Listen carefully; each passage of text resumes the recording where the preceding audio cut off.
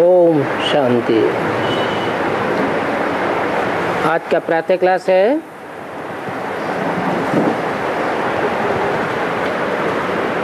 17 अगस्त 1968।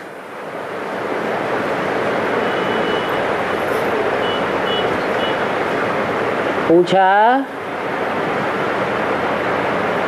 क्या सोच रहे हो? नंबरवार पुरुषार्थ अनुसार अब हर एक जीव की आत्मा अपने ऊपर बंडर खा रही है कि पहले हम क्या थे, किसके बच्चे थे,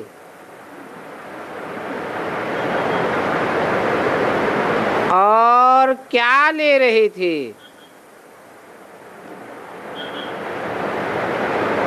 अभी हम क्या हैं और किससे वर्षा ले रहे हैं। पहले हम क्या थे, अब क्या हैं, फिर कैसे हम भूल गए। हम सतो प्रधान दुनिया में सारे विश्व का मालिक थे और हम बहुत सुखी थे। फिर हम सीढ़ी उतरे, रावण आया, गोया हमारे ऊपर फागी आ गई, जो कि हम रचयिता और रचना को भूल गए। फागी में मनुष्य रास्ता मुझ जाते हैं ना, तो हम भी भूल गए कि हमारा घर कहाँ है, हम कहाँ के रहने वाले थे। अभी बाप देख रहे हैं हमारे बच्चे आज से 5000 वर्ष पहले राज भाग पा चुके थे और बड़े आनंद मौज में थे।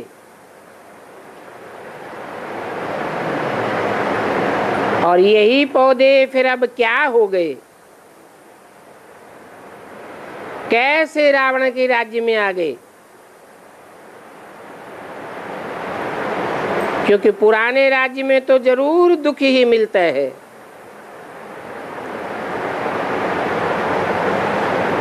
रावण राज्य में तुम कितने भटकते रहे, अंधश्रद्धा में आकर बाप को ढूंढते रहे, परंतु मिले कहाँ। जब के ठीक कर भीतर में डाल दिया तो फिर मिलेगा कैसे। आधा कल्प तुम भटक भटक कर जैसे कि फां हो गए। ये सब अपने ही अज्ञान के कारण हुआ। इस रावण राज्य में तुमने कितना दुख उठाया है।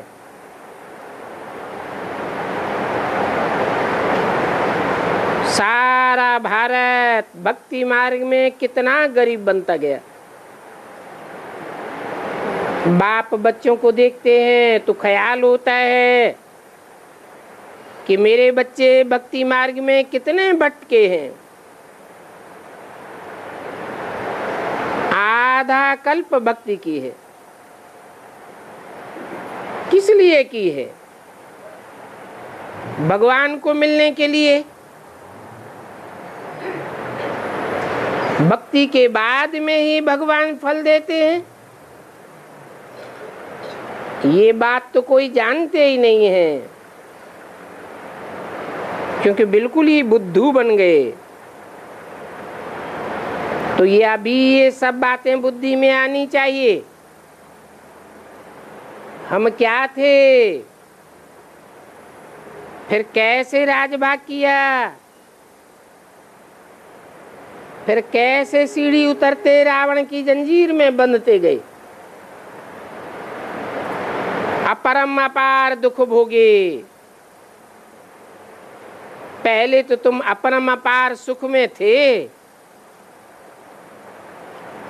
फिर बाद में अपरम अपार दुखों में आए। तो दिल में आना चाहिए कि हमको अपने राज्य में कितना सुख था।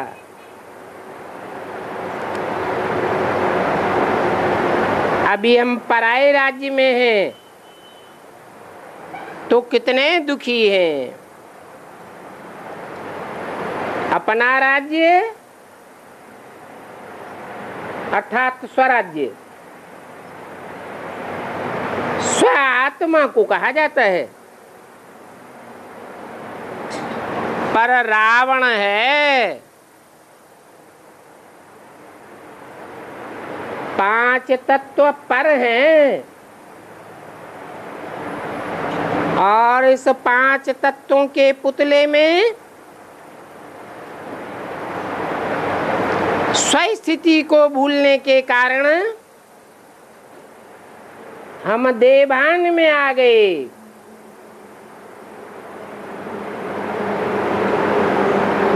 तो पर के वशीभूत हो गए।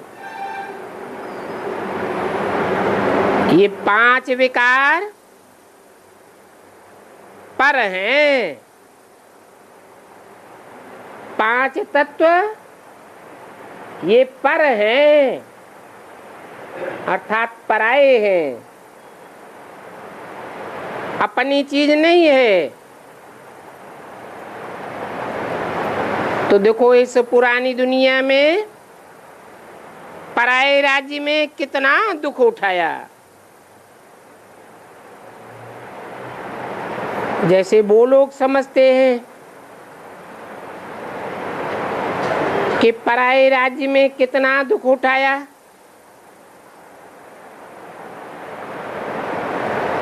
वास्तव में पहले थे तो बहुत अच्छे।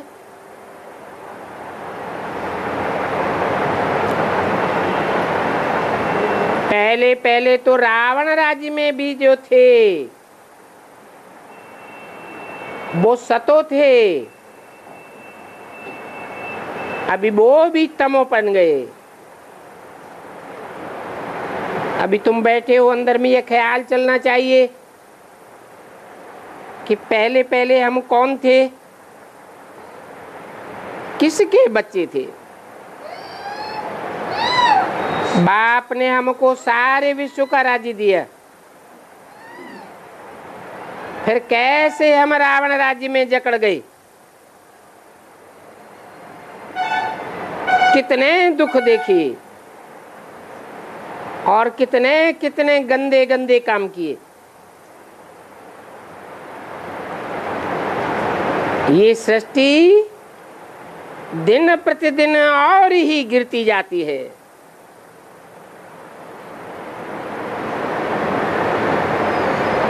क्योंकि 5 तत्वों का संघात है ना।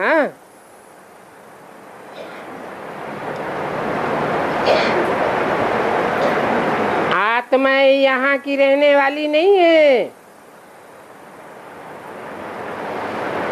आत्माएं तो आत्मलोक की रहने वाली है।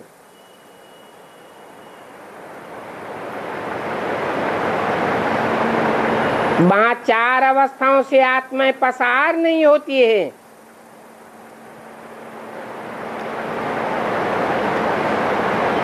सतयुग त्रेता में तुम भी सात्विक स्टेज में थे।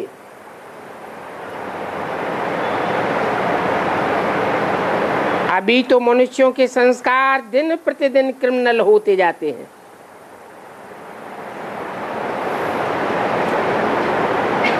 तो ये बात बच्चों की स्मृति में आनी चाहिए कि क्राइम कहाँ से शुरू होता है। देवभान में आने से क्रिमिनल बने। बाप देखते हैं कि ये पौधे पहले पवित्र थे, जिनको राज भाग दिया था, बाद में ये मेरे ऑक्यूपेशन को ही भूल गए।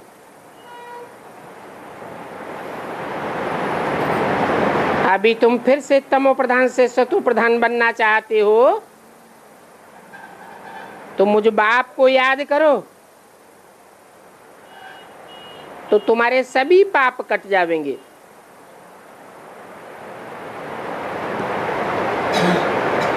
परंतु याद नहीं कर सकते हैं, बार बार कहते हैं बाबा हम भूल जाते हैं। रावण ने देवान में जकड़ लिया है ना।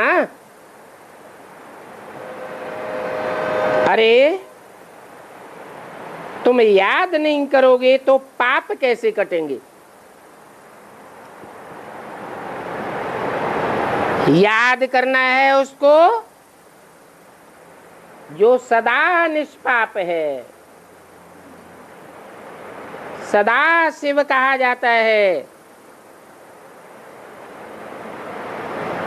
तामसी तन में आता है तो भी निष्पाप है।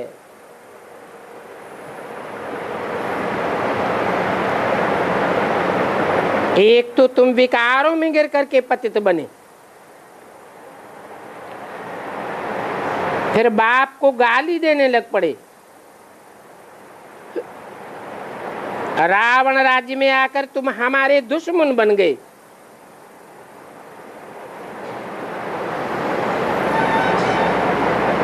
ऐसा क्यों हुआ? क्योंकि तुम माया के संग में आ गए। माया 5 विकारों को कहा जाता है,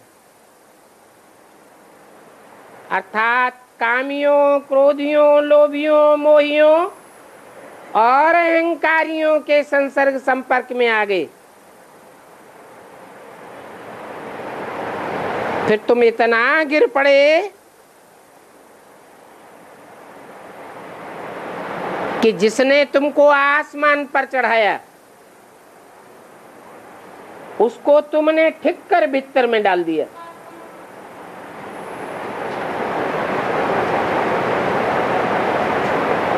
तो तुम खुद ही ठीक कर भीतर बन गए,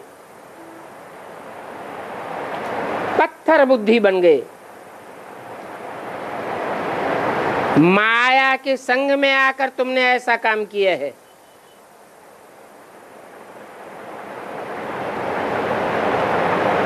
तुम्हारी बुद्धि में आना चाहिए।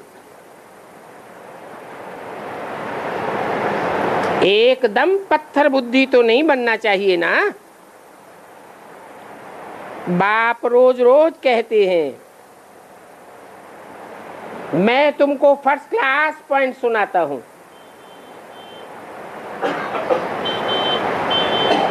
जैसे बॉम्बे में संगठन हुआ,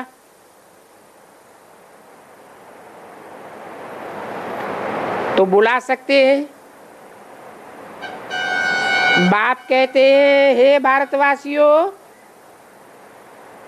तुमको हमने सदैव ही राज भाग दिया।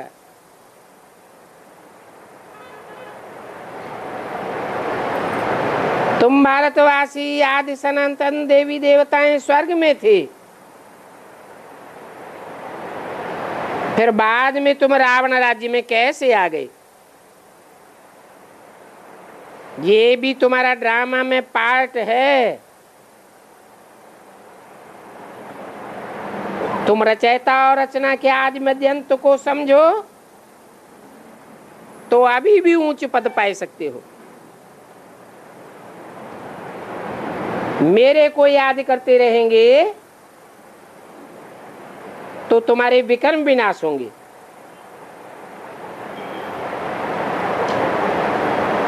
यहाँ पर भले सभी बैठे हैं, परंतु बुद्धि की बलिहारी है। किसकी बुद्धि कहाँ पर है और किसकी बुद्धि कहाँ पर अटकी हुई है। नहीं तो बुद्धि में ये आना चाहिए कि पहले हम कहाँ पर थे और अभी कहाँ पर हैं। अभी हम पुराने रावण राज्य में आकर गिरे हैं।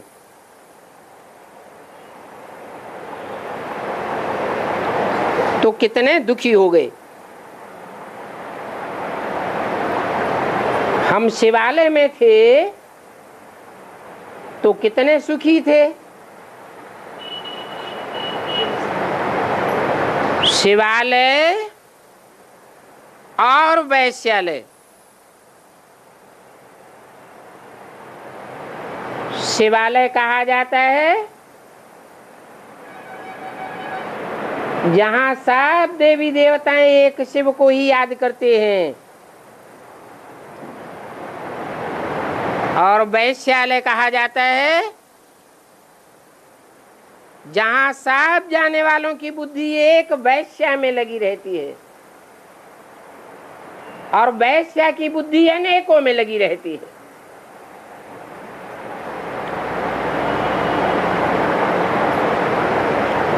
तो जैसा संग वैसा रंग लग जाता है।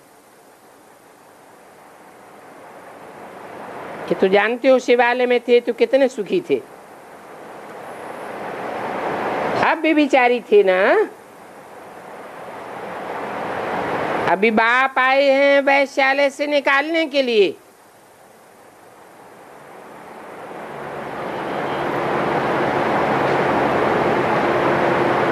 तो भी निकलते नहीं हैं। बाप बार बार पूछते हैं तुम शिवालय में चलोगे? सोच लो, फिर वहां ये बिख नहीं मिलेगा।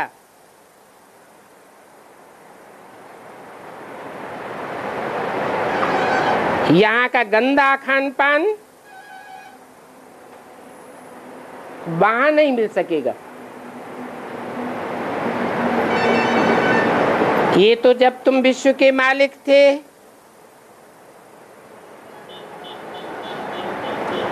तो कितना ऊंच खान पान रहन सहन था।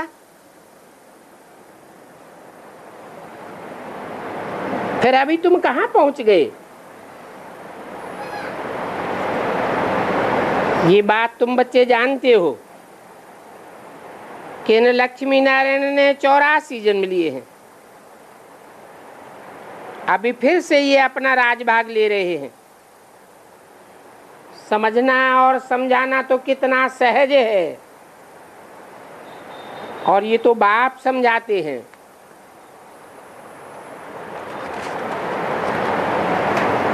ये भी जानते हैं कि सब बच्चे सर्विसेबल नहीं हैं।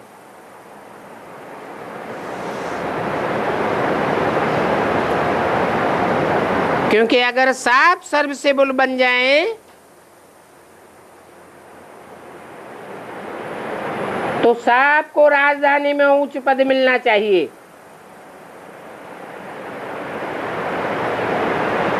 परंतु राजधानी में नंबरवार ही होते हैं।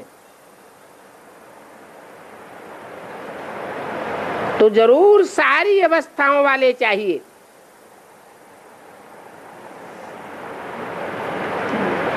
राजाएं भी चाहिए, रानियां भी चाहिए,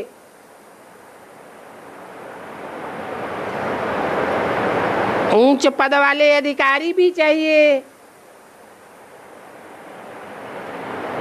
दास दासियां भी चाहिए, चांडाल भी चाहिए, और इन सबसे जास्ती संख्या प्रजा की चाहिए।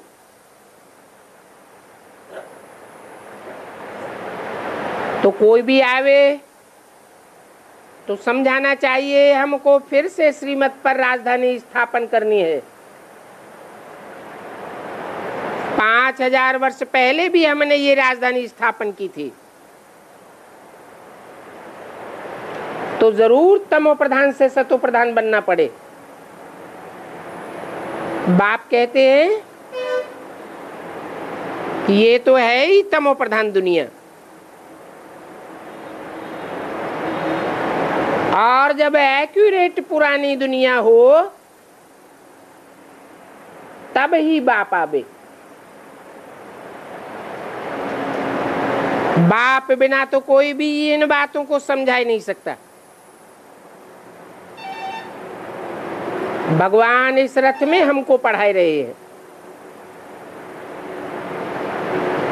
ये बात भी याद बनी रहे तो भी बच्चे बहुत खुशी में रह सकते हैं।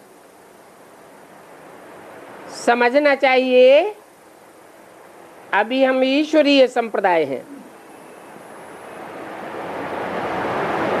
फिर हम दैवी संप्रदाय बनने वाले हैं।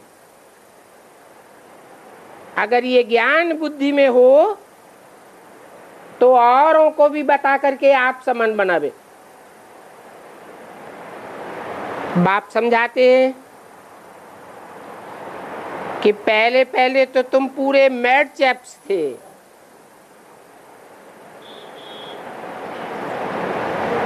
कितनों की बुद्धि में से अभी भी बंदरों का पागलपन जाता ही नहीं है।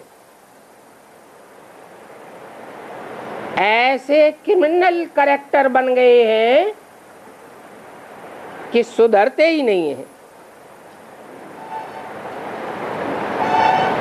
और उसमें भी आंखों की क्रिमिनलिटी तो निकलती ही नहीं है।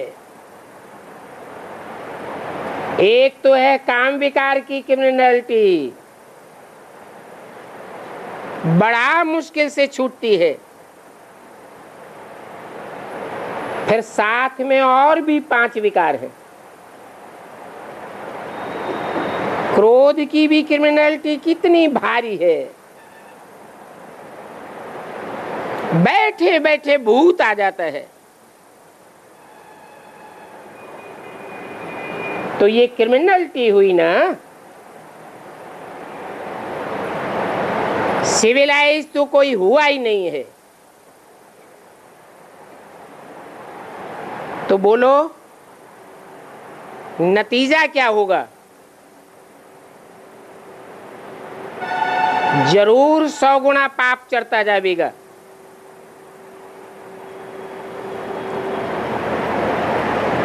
तो 63 जन्मों में जो पाप किए हैं उनका 1 गुना बोझा चढ़ता था। और अभी बाप आए हैं, बच्चे अंजाम भी करते हैं।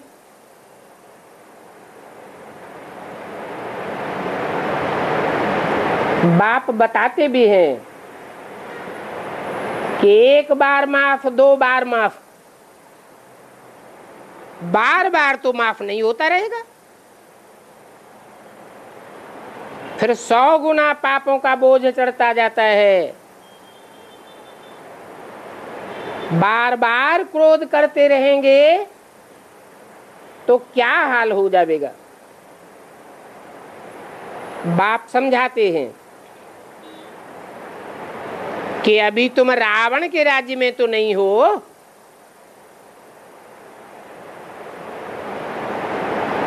है? अभी रावण के राज्य में नहीं है। जब ज्ञान बुद्धि में होता है, हाँ, आपकी ज्ञान जब बुद्धि में आती है तो रावण से हम बच सकते हैं ना?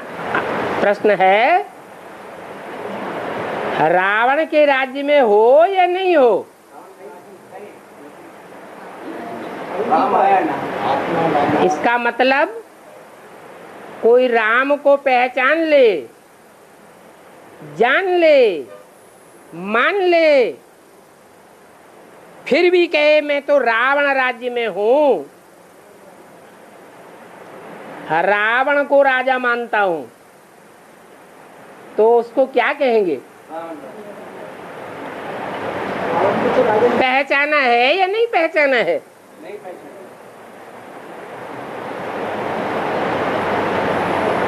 बाप तो कहते हैं तुम तो ईश्वर के पास बैठे हो, नाम ही है ईश्वर, ईश माने शासन करने वाला, बर माने श्रेष्ठ ते श्रेष्ठ। दुनिया में इतना श्रेष्ठ ते श्रेष्ठ शासन करने वाला कोई आज तक हिस्ट्री में हुआ ही नहीं। ऐसा प्यार का शासन करने वाला है। दुनिया में तो जितने भी हिस्ट्री में शासक हुए हैं वो सब हिंसक हुए हैं। बाप को तो देखो 70 साल हो गए बच्चों को समझाते समझाते, अभी भी प्यार से चलाते हैं। तो कहते हैं तुम तो ईश्वर के पास बैठे हो, फिर इन विकारों से छूटने की प्रतिज्ञा क्यों नहीं पक्की करते। फिर भी बाप कहते हैं अब मुझे याद करो, अभी क्रोध मत करो। ये 5 विकार तो तुमको आधा कल्प से गिराते ही आए हैं। याद करना चाहिए कि इस दुनिया में सबसे ऊंचते ऊंचे हम ही थे, और अभी रावण के संग में आने से सबसे नीचे गिरे भी तुम हो।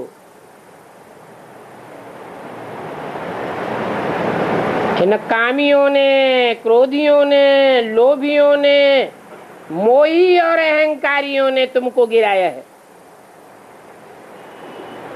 तुम तो पहले देवता थे, तुम्हारे में शुरू से ये 5 विकार नहीं थे। बाद में संग के रंग में आए हो, तो इन 5 भूतों ने तुमको गिराया है।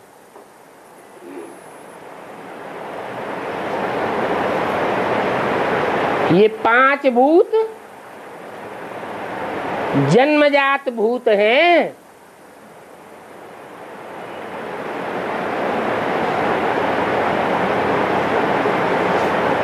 कब से आए?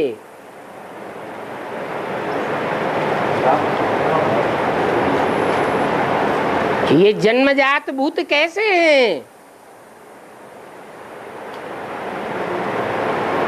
कौन है वो निमित्त जो जन्म लेते ही 5 विकारी स्वरूप में इस दुनिया में प्रत्यक्ष होते हैं?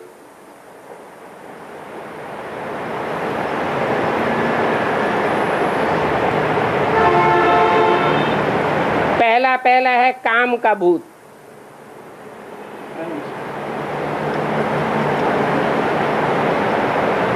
कौन है जो इस संसार में आने मात्र से ही काम विकार के रूप में प्रत्यक्ष हो जाता है? सतयुग त्रेता में तो नहीं था भी तो साकार रूप में नहीं था, उसका नाम ही था अनंग। देवताओं के अंग काम विकार की विकृति में नहीं थे।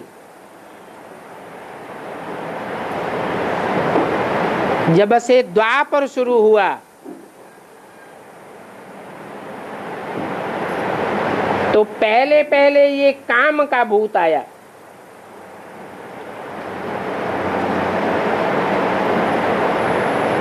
और आते ही संग का रंग लगाना शुरू कर दिया। पहले भारतवासी ही चपेट में आ गए। ढेर के ढेर भारतवासी कन्वर्ट होकर के अरब देश में चले गए, जिनकी दृष्टि वृत्ति व्यभिचारी बन गई। उनको व्यभिचारी किसने बनाया? कौन निमित्त बना? जरूर कोई आत्मा है जो इस सृष्टि पर आने मात्र से ही स्वयं तो व्यभिचारी है ही, भारतवासियों को भी व्यभिचारी बनाई देती है। कच्ची कन्वर्ट होने वाली भारतवासी आत्माएं ही उनके प्रभाव में आ जाती हैं और कन्वर्ट होकर के भारतवासियों को धोखा दे करके चली जाती है।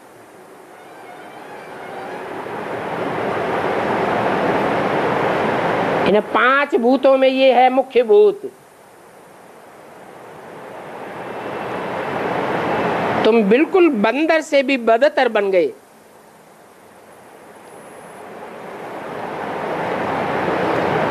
कल तो तुम पूरे बंदर थे, तुम्हारे में 5 विकार थे। अभी शिवालय में जाने के लिए 5 विकारों को निकालना है, तो अब इस वैश्यालय से दिल हटाते जाओ। बाप को याद करो तो अंत मते सुगति हो जाएगी। कहाँ बाप और कहाँ ये 5 भूत? बाप के संग के रंग में आने से तुम कितने चेंज हो जाते हो। मनुष्य से, राक्षस से, बंदर से मंदिर लायक देवता बन जाते हो। और कहाँ ये राक्षस संप्रदाय, तुम्हारे पुराने दुश्मन।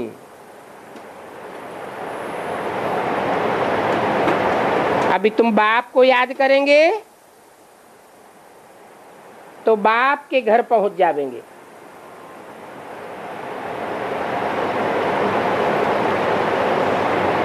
वहां रावण राज्य नहीं होता,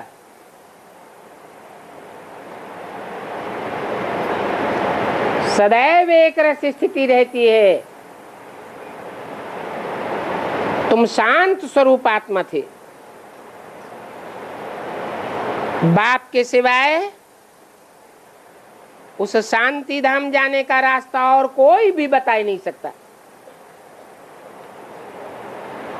ये गुरु आदि लोग जो अपने को परमात्मा कहलाते हैं, उनको हिरण्यकश्यप कहा जाता है। हिरण्य अर्थात सोने जैसी सच्ची सच्ची आत्माओं के काश्य को, अर्थात तेज को, पवित्रता को पीने वाले हैं। इसलिए हिरण्यकश्यप कहा जाता है। अपने आप को भगवान समझते हैं।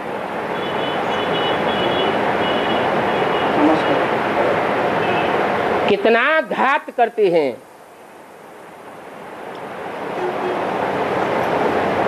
बड़े से बड़े हिरण्यकश्यप वो हैं जो अपन को भगवान कहलाते हैं। वो हैं सबसे बड़े दैत्य।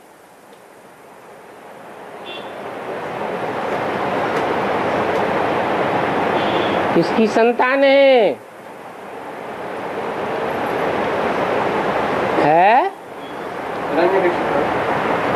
दिति की संतान दैत्य।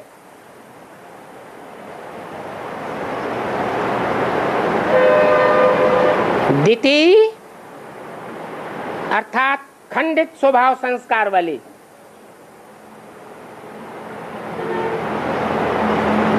तुम कह सकते हो कि ये बड़े से बड़े दैत्य हैं। मम्मा ने जब इनको पत्र लिखा था उस पत्र में शायद ऐसे ऐसे अक्षर थे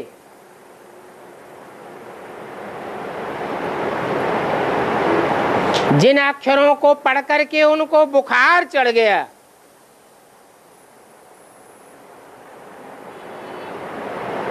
मम्मा ने बात तो ठीक लिखी हुई थी। भगवान वाच है, मैंने तो कब नहीं कहा है कि मैं सर्वव्यापी हूं। हर एक मनुष्य गुरु में मैं व्यापक हूं।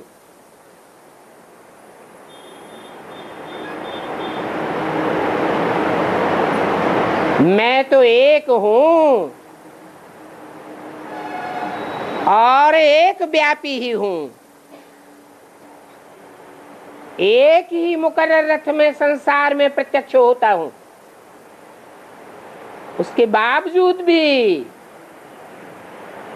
उस रथ के द्वारा मैं कभी नहीं कहता हूं कि मैं भगवान हूं, मैं शिव हूं, मैं गीता का भगवान हूं, ब्रह्मा हूं।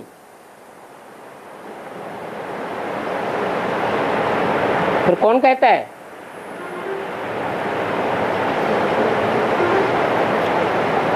पहले पहले कौन कहता है इस संसार में कि मैं ब्रह्मा हूं, मैं कृष्ण हूं, मैं शिव हूं? कौन कहता है? न कोई प्रूफ, न कोई प्रमाण। भक्ति मार्ग में भक्त लोग हर एक गुरु के पीछे तालियां बजाते रहते हैं, सत्य वचन महाराज बोलते रहते हैं। भक्ति मार्ग है ही अंधश्रद्धा का मार्ग। प्रूफ प्रमाण तो कुछ भी नहीं। तुम बच्चे तो हो बुद्धिमान बाप के बुद्धिमान बच्चे, बिना प्रूफ और प्रमाण के कोई बात मानने के लिए तैयार नहीं होते हो। अभी तुम जानते हो कि मैं सर्वव्यापी नहीं हूं। मैं तो एक व्यापी होकर आता हूं। मैंने ही राजयोग सिखाया है और कहता हूं कि राजयोग से तुम बच्चों को नंबरवार विश्व का मालिक बनाता हूं। जब एक बार मालिक बन जाते हो तो वहां इस राजयोग की, इस ज्ञान की दरकार ही नहीं रहती। मनुष्य से सदैव के लिए तुम देवता बन जाते हो। अर्थात तुम बाप का वर्षा पाए लेते हो। सूर्यवंशी चंद्रवंशी वर्षा पाए जाते हो। सन्यासी तो इन बातों को जानते ही नहीं हैं, तो बाप ही जानते हैं। जो जानते हैं वो तुम बच्चों को बताते हैं। और इसमें कोई भी हठ योग आदि की बात नहीं है। सिर्फ कहते हैं अपन को आत्मा समझो, इस देह को भूलते जाओ। देह 5 तत्वों का पुतला है। 5 तत्व जड़ होते हैं। तुम जड़ नहीं हो, तुम तो चैतन्य आत्मा हो। तो अपने चैतन्य स्वरूप को जानना चाहिए ना। उसे याद में टिकना चाहिए ना। तुम तुम घड़ी घड़ी अपने को शरीर क्यों समझते हो? शरीर समझते हो, देह भान में आते हो तो देह के सुखों की ओर बुद्धि दौड़ती है। अभी तुमको तो अतीन्द्रिय सुख पाने वाला बनना है। इन इंद्रियों के सुखों की ओर जब तक दौड़ते रहेंगे तब तक अतीन्द्रिय सुख की महसूसता नहीं होगी। तो प्रैक्टिस करनी चाहिए कि मैं ज्योति बिंदु चैतन्य आत्मा हूं, मैं 5 तत्वों का पुतला देह नहीं हूं। देह समझने से वे ज्ञान नहीं उठा सकेंगे।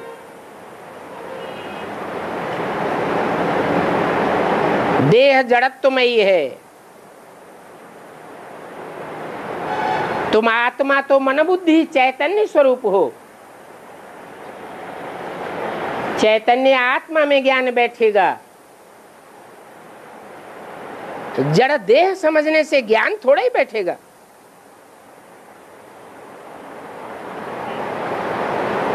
नहीं समझते हैं तो कहेंगे ये भी भावी। अभी तुम समझते हो, पहले हम रावण राज्य में थे, अभी फिर से राम राज्य में जाने के लिए पुरुषार्थ कर रहे हैं। क्या कर रहे हैं? पुरुषार्थ। देहार्थ नहीं, शरीरार्थ नहीं। ये शरीर इस एक जन्म के लिए है। पुरुष आत्मा को कहा जाता है। पुरु माने पूरी, स माने शेते। इस शरीर रूपी पुरी में शयन करने वाली, आनंद लेने वाली, सुख भोगने वाली आत्मा है, उसे पुरुष कहा जाता है। तो आत्मा के लिए तुम जो कुछ करते हो वो तुम्हारी अनेक जन्मों की कमाई होती है। इस देह के लिए जो भी करते हो वो सिर्फ कितने जन्म के लिए? एक जन्म के लिए होता है। जानते हो अभी हम कलयुगवासी नहीं हैं, हम पुरुषोत्तम संगम युगवासी हैं। ऐसे युग के वासी हैं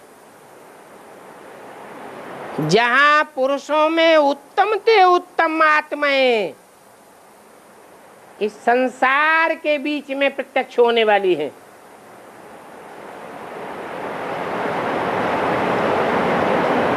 उन उत्तम उत्तम आत्माओं के बीच में हमारा कौन सा उत्तम स्टेज है, हमारा कौन सा नंबर है, ये बात बुद्धि में आनी चाहिए। बल तुम अपने घर में भी रहो, नहीं तो इतने सारे बाप के पास कहां आकर रहेंगे। ब्राह्मण बनकर भी ब्रह्मा के पास सब नहीं रह सकते हैं। रहना भी अपने अपने घर में है और बुद्धि से समझना है कि अभी हम शूद्र नहीं हैं, हम तो ब्रह्मा की औलाद ब्राह्मण हैं। अभी हम शूद्रों की दुनिया से धीरे धीरे अपने को डिटैच करते जाते हैं,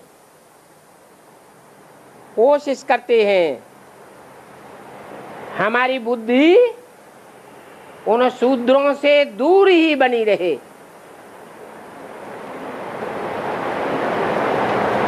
उनके साथ में रहेंगे तो कुछ न कुछ खिटपिट होती रहेगी। उनके संग का रंग हमारे ऊपर लगता रहेगा, क्योंकि उनका संग हमारे ऊपर क्यों लगता रहेगा? हमको भगवान पढ़ाता है, सर्वशक्तिवान पढ़ाता है, तो हमारा संग उनके ऊपर लगना चाहिए या उनका संग हमारे ऊपर लगना चाहिए? है नहीं, एक भगवान ही है, वो ही एक ऐसी आत्मा है जिसको संग का रंग नहीं लगता है। बाकी जितने भी मनुष्य मात्र हैं सबको मेजॉरिटी का संग लगता है। अरे एक दो हो उनके ऊपर हम विजय प्राप्त कर भी लें। इस दुनिया में शूद्रों की संख्या कितनी है? सारी दुनिया शूद्रों की है। संघौ शक्ति ही कलौ युगे, कलयुग में जिनका ज्यादा बड़ा संगठन होता है उनके ही वाइब्रेशन काम करते हैं,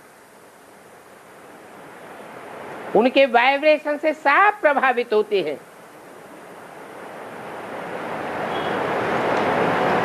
तो फिर हमको भी पुरुषार्थ करना चाहिए कि हम ब्राह्मणों का ऐसा संगठन तैयार हो जिसमें कोई भी शूद्र, कोई भी विकारी प्रवेश न कर सके। बाप कहते भी हैं आगे चल करके तुम ब्राह्मण बच्चों का ऐसा परिवार तैयार हो जाएगा जिसमें एक भी विकारी पांव भी नहीं रख सकेगा।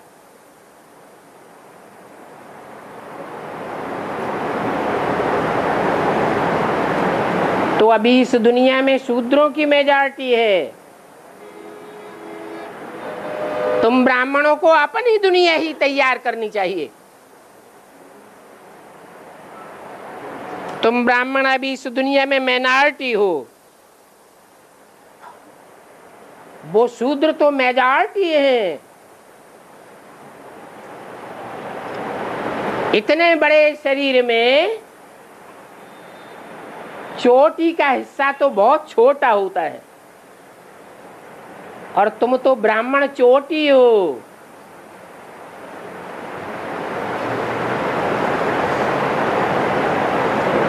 मुट्ठी भर हो। तो घर गृहस्थ में रहते हुए शरीर निर्वाह धंधा आदि करते हुए भी अपनी मन बुद्धि को एकाग्र रखना है। इसके लिए सिर्फ अपन को आत्मा समझो और बाप को याद करो। सोचो पहले हम क्या थे जब बाप के संग के रंग में थे, और अभी हम क्या बन गए हैं जबकि दैत्यों के संग में आ गए हैं। अभी हम पुराने राज्य में बैठे हुए हैं, अभी फिर बाप हमको ले जाते हैं नए राज्य में। तो गृहस्थ व्यवहार में रहते हुए वो अवस्था जमानी है। तुम बच्चों की नंबरवार अवस्था जमेगी, फिर छटनी होगी, छांटा छूटी होती रहेगी। मालाएं तैयार तो होंगी ना। कोई कोई होंगे अच्छे अच्छे पुरुषार्थी जो निकल आवेंगे। शुरू में कितने बड़े बड़े झाड़ आए, फिर उनमें से कोई कोई ठहरे, बाकी तो सब चले गए। तुम्हारी बुद्धि में है कि हम भी पहले अपने राज्य में थे, अभी हम कहाँ आकर के पड़े हैं। फिर हम अपने राज्य में जाते हैं। हमने 84 का चक्र लगाया, अभी फिर वर्ल्ड की हिस्ट्री ज्योग्राफी रिपीट होती है। तुम देखते हो, कहते हो बाबा फलाना बहुत अच्छा रेगुलर बच्चा था, फिर अभी आता ही नहीं है। नहीं आते हैं, गोया विकार में गिर पड़े।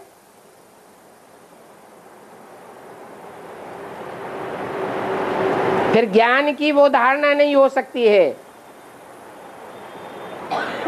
उन्नति के बदले और ही पाई पैसे का पद पाई लेंगे। पाई पैसे का पद है प्रजापद, उसमें भी नंबरवार होते हैं। कोई फर्स्ट क्लास प्रजा, बड़े बड़े साहूकार, कोई सेकंड क्लास प्रजा, छोटे छोटे साहूकार, कोई थर्ड क्लास प्रजा, कोई फोर्थ क्लास भी बन पड़ते हैं। तो देखो कहाँ राजा और कहाँ ये नीच।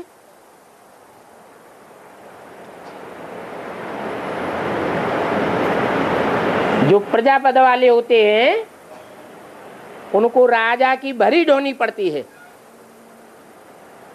तुम ये बातें समझ सकते हो। 17 अगस्त 68 की वाणी का 3रा पेज। ये तो जानते हो कि नई दुनिया में भी सुख तो होता ही है, परंतु फिर भी पद के लिए पुरुषार्थ किया जाता है। बड़ा कौन और छोटा कौन? बड़ा पद कौन कौन पा सकते हैं वो तुम अभी भी समझ सकते हो। अभी सब पुरुषार्थ कर रहे हैं।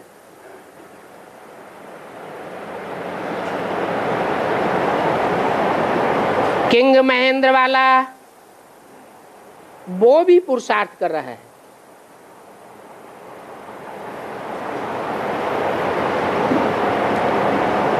वो तो पाई पैसे का किंग है।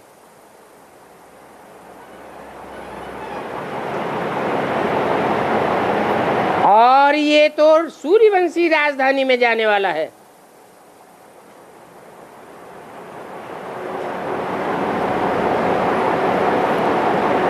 किसकी तरफ इशारा किया?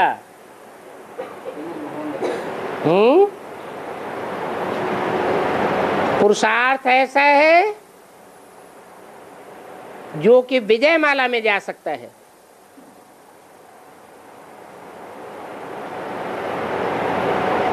उस समय जिस महेंद्र के सामने बैठे बैठे बात कर रहे थे वो आगरे का महेंद्र तो अभी शरीर छोड़ गया।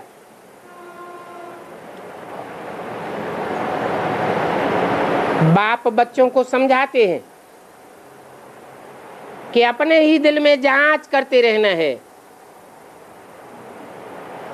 हमारी आंखें कोई क्रिमिनल काम तो नहीं करती हैं।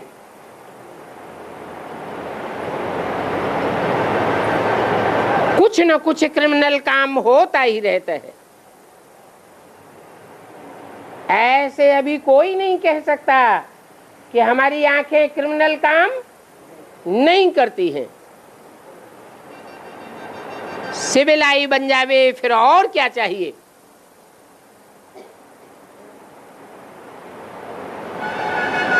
बल विकार में नहीं जावेंगे, परंतु फिर भी आंखें कुछ न कुछ धोखा देती रहेंगी जब तक कि कर्मातीत अवस्था हो जावे। नंबर 1 ये काम की क्रिमिनल आई बहुत खराब है, इसलिए ही नाम है क्रिमिनलाइज्ड, सिविलाइज्ड। बेहद का बाप बच्चों को जानते हैं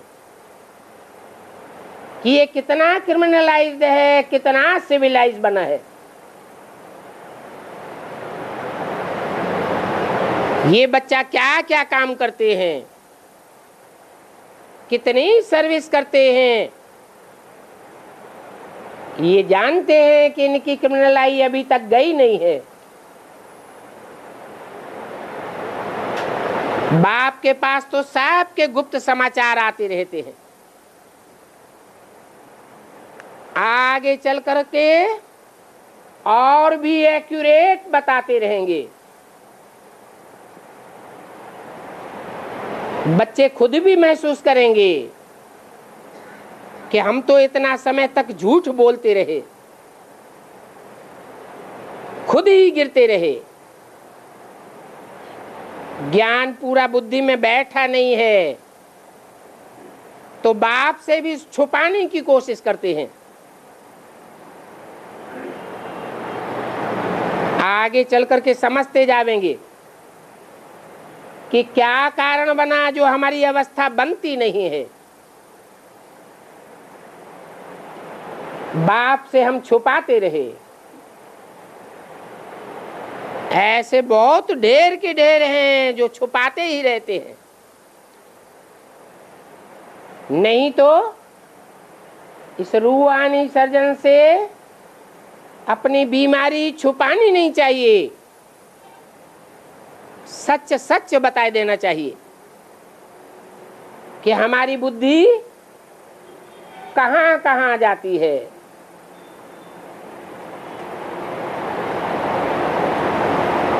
शिव बाबा की तरफ बिल्कुल नहीं जाती। बताते नहीं है तो फिर वृद्धि को पाता रहता है। फिर कहते हैं हमको बाबा का चेहरा ही याद नहीं आता। अभी बाप समझाते हैं, बच्चे देही अभिमानी बनो, अपन को आत्मा समझो, भाई भाई समझो। पहले तुम कितने सुखी थे जबकि तुम पूज्य थे, अभी तो तुम पुजारी दुखी बन गए हो। भक्ति करते करते तुम पूरे नास्तिक बन गए हो।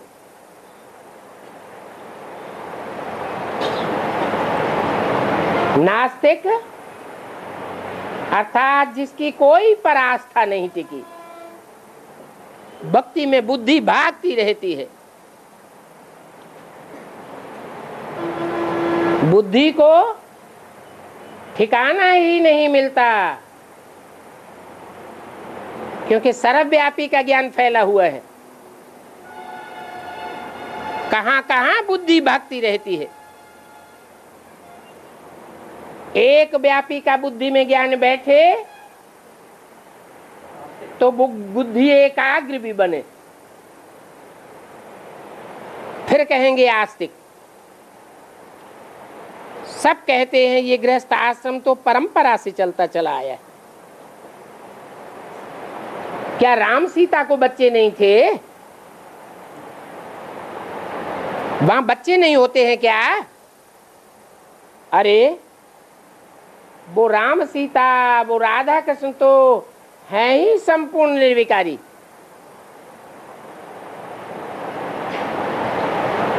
उनकी कर्मेंद्रियों से कोई विकृत कर्म होता ही नहीं है। वि माने विपरीत, कार्य माने कर्म करने वाला, श्रीमत के विपरीत दुख देने वाला कोई भी इंद्रियों से कर्म नहीं होता। तो उनको विकारी कैसे कहेंगे? वहां तो भ्रष्ट आचरण करने वाली इंद्रियां काम ही नहीं करती। वहां भ्रष्टाचार की पैदाइश ही नहीं है। कहेंगे वहां विकार होता ही नहीं। वहां ये रावण का राज्य नहीं होता है। तुम बिना अर्थ समझ करके बकते रहते हो। बोलो, तुम्हें भ्रष्टाचारी और श्रेष्ठाचारी के अर्थ का ही पता नहीं है।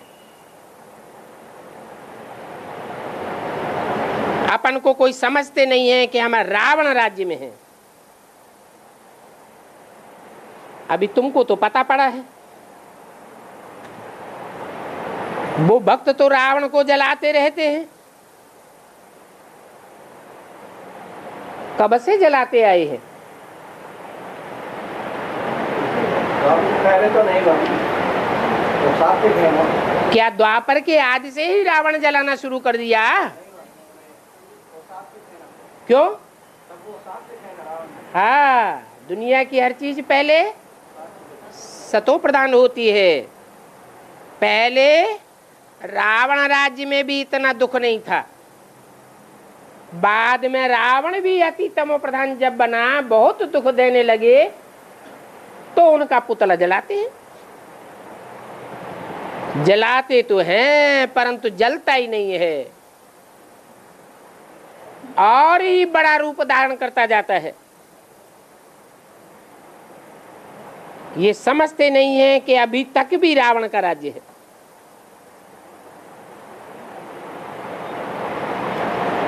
हम ब्राह्मणों के ऊपर किसका राज्य है?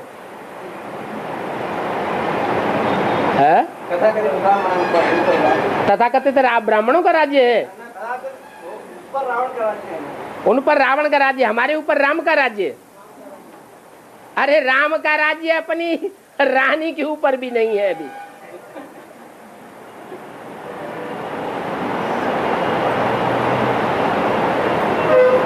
अभी सबके ऊपर रावण का राज्य है। बुद्धि थिरकती रहती है, माया एकाग्र बनने नहीं देती है, निश्चय बुद्धि बनने नहीं देती है।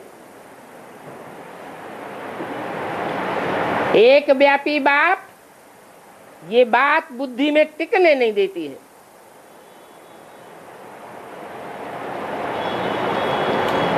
इसलिए गायन है, निश्चय बुद्धि विजयते। किस बात पर विजय होती है? विकारों पर विजय महसूस होती है। अनिश्चय बुद्धि विनश्यते। अपने अपने को पहचान सकते हैं कि हमारे ऊपर अभी तक किसका राज्य है। वहां तो होता है राम राज्य, वहां रावण कहां से आया? मनुष्यों की बुद्धि बिल्कुल चट खाते में चली गई है।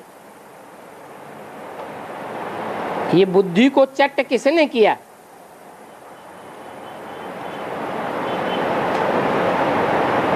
किसने किया? रावण कौन? मुरली में भी पूछा, रावण कौन? जरूर कहेंगे ये देहधारी धर्मगुरु।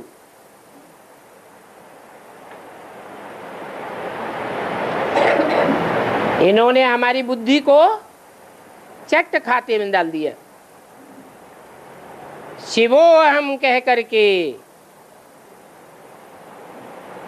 इन्होंने जो शास्त्र बनाए,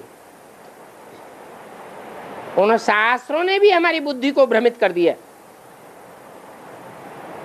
मैंने तो तुम्हारा बेड़ा पार किया है, सतो प्रधान बनाया है। बेड़ा बाने है? बेड़ा किसे कहा जाता है?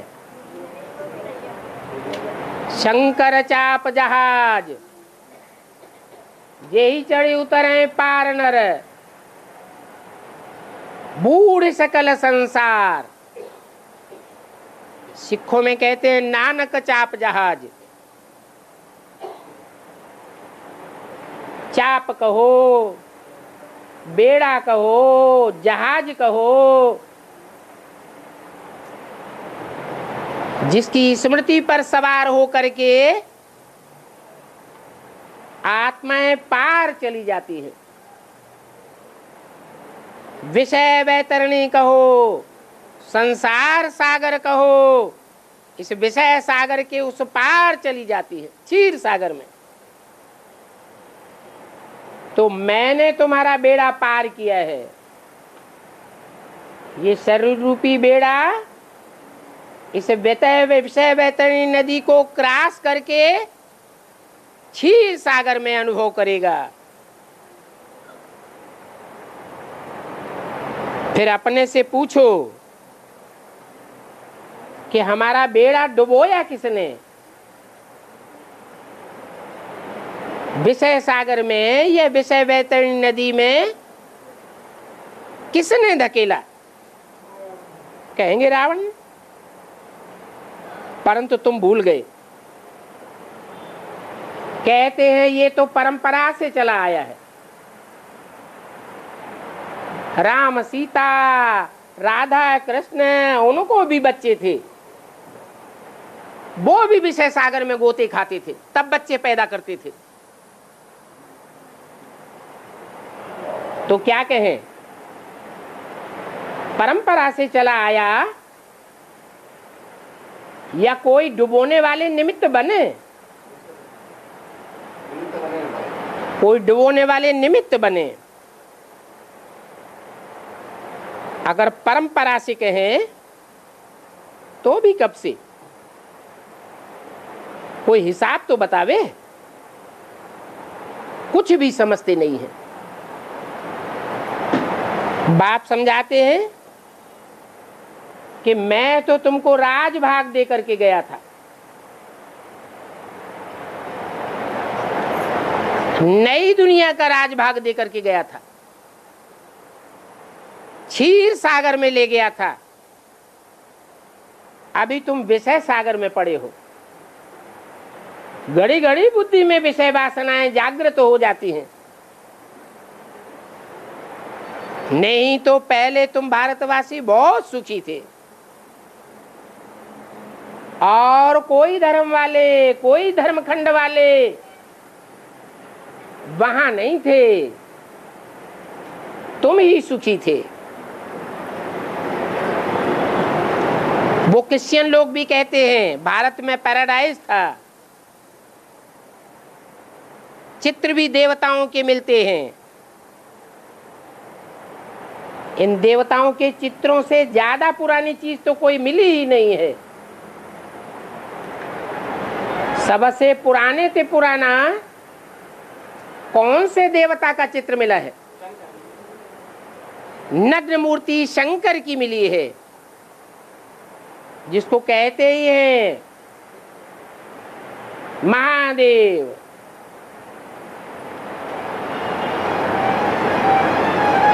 पुराने ते पुराना चित्र है, पुराने ते पुरानी मूर्ति है। फिर कहेंगे ये लक्ष्मी नारायण पुराने ते पुराने हैं।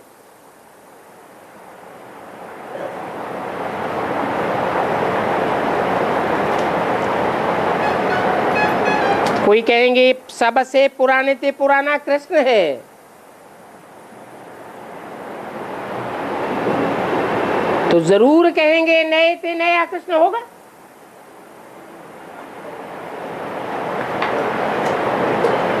पुराने ते पुराना क्यों कहते हैं?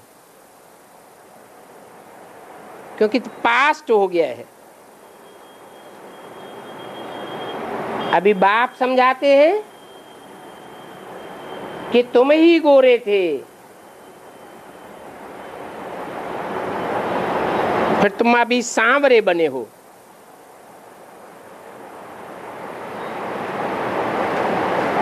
कृष्ण इतना गोरा नहीं था,